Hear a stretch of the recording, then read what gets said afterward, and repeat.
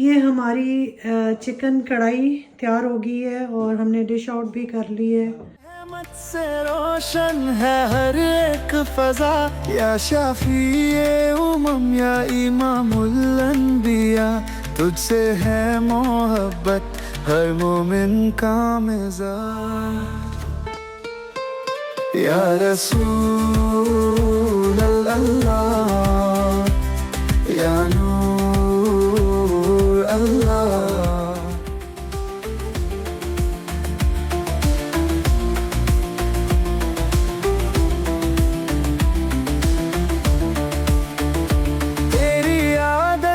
माफ करना गुना, तेरी सुन्नत से मिलता है राह का निशान। तेरी बात है रहमत, तेरा हुस्न है नूर, तेरा जिक्र करे हर दिल फकीरो घनी जोर। या रसूल अल्लाह। बिस्मिल्लाहिर्रहमानिर्रहीम। अस्सलाम वालेकुम, वेलकम टू माय चैनल। तो आज मैं बनाऊंगी अपने किचन में चिकन कढ़ाई, और जिसके लिए मैंने ले ली है स्टेनलेस स्टील की कढ़ाई ली है। बेहतर ये है कि आप स्टेनलेस स्टील ही की कढ़ाई लें, नॉन स्टिक में ना बनाएं, क्योंकि नॉन स्टिक में बहुत टेस्ट नहीं आएगा जो स्टेनलेस स्टील में, या जो एक टिपिकल लोहे की होती है कढ़ाई जो होटलों में यूज़ होती है। अगर वो नहीं है तो स्टेनलेस स्टील ले लें, अदरवाइज़ आप नॉन स्टिक भी ले सकते हैं। तो ये सबसे पहले हमने कढ़ाई में ऑयल ले लिया है, और अब हम इसमें डालेंगे, ये तकरीबन मैंने 1.5 चिकन है, धो के अच्छी तरह रख लिया था। इसको हम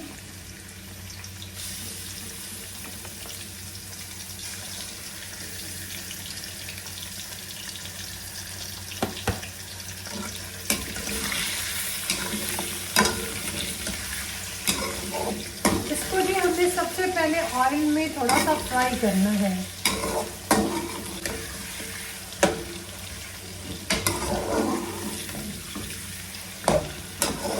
तेज आंच पे हम इसको तब तक फ्राई करेंगे जब इसका गोश्त का कलर वाइट नहीं हो जाता। ये भी आपको रेड नज़र आ रहा है। ये 5 मिनट फ्राई करने के बाद तकरीबन इसका कलर वाइट हो जाएगा। तो फिर हम इसमें गार्लिक का पेस्ट डालेंगे। एक गार्लिक का पेस्ट मैंने बना के रख लिया हुआ है पहले से। तो जी इसको ऑयल में फ्राई करते हुए तकरीबन 5-6 मिनट हो चुके हैं, और जैसे कि आप देख रहे हैं कि चिकन का कलर भी तकरीबन वाइट हो गया है, चेंज हो गया है। तो अब हम इसमें डालेंगे गार्लिक का पेस्ट, जो मैंने एक पूरे गार्लिक का बना के रखा था,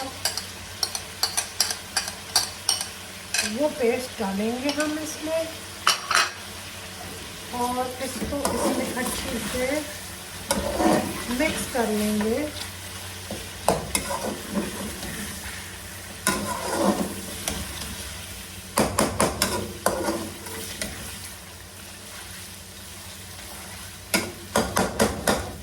अब हम इसमें साथ डालेंगे 3-4 लौंग, और 1 स्पून इसमें हम डालेंगे ज़ीरा, वाइट ज़ीरा, और ये हम इसमें डालेंगे सिनेमन स्टिक यानी दालचीनी थोड़ी सी। अब जी इसमें हमने थोड़ा सा पानी डालना है। अब हम इसको कम से कम 20-1 मिनट के लिए हल्की आंच करके ढक के रख देंगे,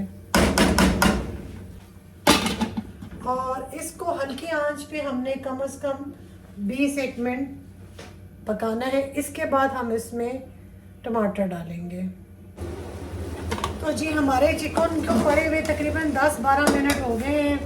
जो हमने थोड़ा सा इसमें पानी डाला था वो आधा तो खुश्क हो चुका है, लेकिन अभी भी इसमें पानी मौजूद है। तो हम इसको थोड़ी सी आंच तेज़ करके इस पानी को हम ड्राई कर लेंगे। तो पानी इसका काफ़ी खुश्क हो गया है। अब हमने ये 6-7 टमाटर ले लिए थे मैंने, जिनका छिलका नहीं उतारा, और इनको दरमियान में से आधा कर लिया है ऐसे। और अब हम इसको इस चिकन में ऐसे रख देंगे। ये छिलके वाला हिस्सा आपने ऊपर रखना है और ये दूसरा हिस्सा जो अंदर वाला है वो आपने नीचे रखना है। इस तरह हम इस टमाटर को चिकन के ऊपर रख देंगे और नीचे से हमने आंच आहिस्ता कर देनी है, मीडियम से स्लो। ये सारे टमाटर इसके ऊपर आ गए जी। और अब हमने इसको ढकना दे के तकरीबन 5 से 7 मिनट के लिए दरमियानी से कम आंच पर इसको रखना है, ताकि ये टमाटरों का छिलका जो है पूरे तरह से गल जाए और हम फिर इसको बाहर चिमटे से पकड़ के उतार लेंगे। तो अभी हम इसको 5-7 मिनट के लिए ऐसे ही स्टीम बनने के लिए रखेंगे हल्की आंच पे। तो जी 5 मिनट्स इसको हमने ढक के रखा है। तो ये आप देख लें कि इसका टमाटर का छिलका बिल्कुल सॉफ्ट हो गया है। अब हम इस छिलके को चिमटे की मदद से पकड़ के उतार लेंगे। ये देखें ये कितनी इजीली उतर रहा है।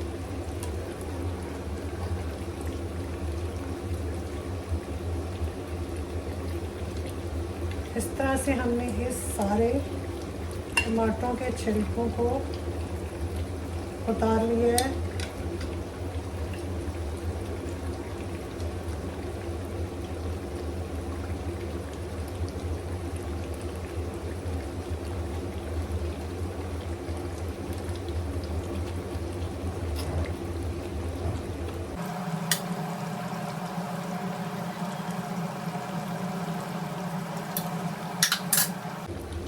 तो अब हम इसकी आग को फुल कर देंगे और हमने इन टमाटर्स को मैश करना है। इन सब को आप उठा के एक साइड पे करेंगे कढ़ाई के जैसे ये देखें, इनको आप साइड पे लाएंगे।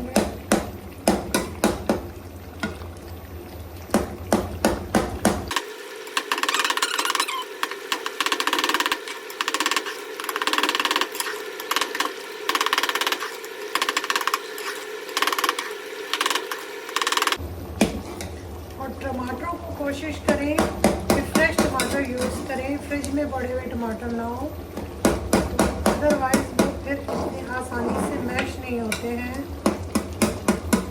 स्पेशली ग्रेवी में तो आप बिल्कुल भी फ्रिज वाले टमाटर मत यूज़ करें। जहाँ आपने शोरा बनाना है, कौरमा वगैरह किसी भी चीज़ का है, क्योंकि फिर मैश होने में बहुत टाइम लेते हैं।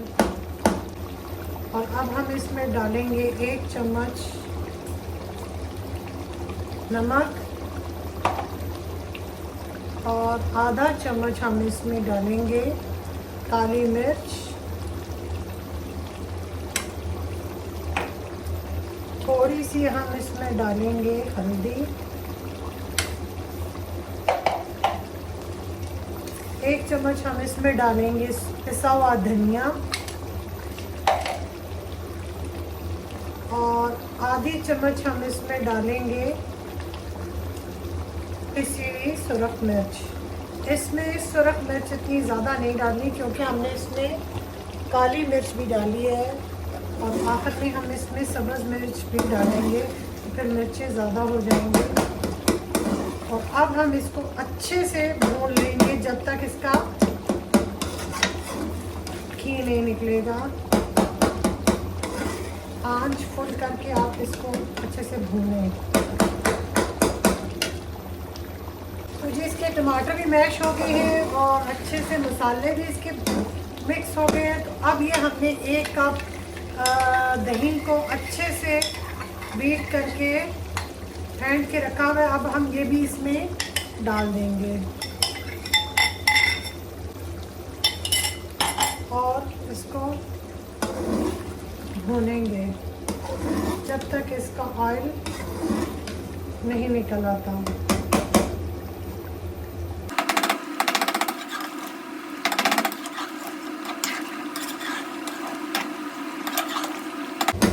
अच्छा, आपने योगर्ट को हमेशा बीट करके इस्तेमाल करना है, बगैर बीट के नहीं करना, वरना उसके लम्स बन जाते हैं और वो मिक्स नहीं होता।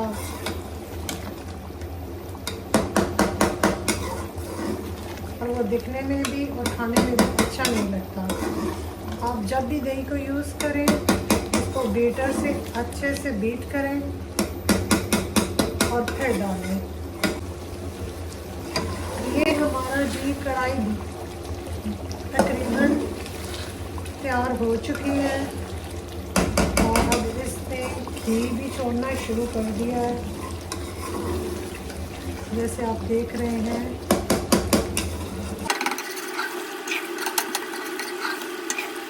जी, ये हमारी कढ़ाई तैयार हो चुकी है और बस अब हम इसको बंद करेंगे और डिश आउट करेंगे।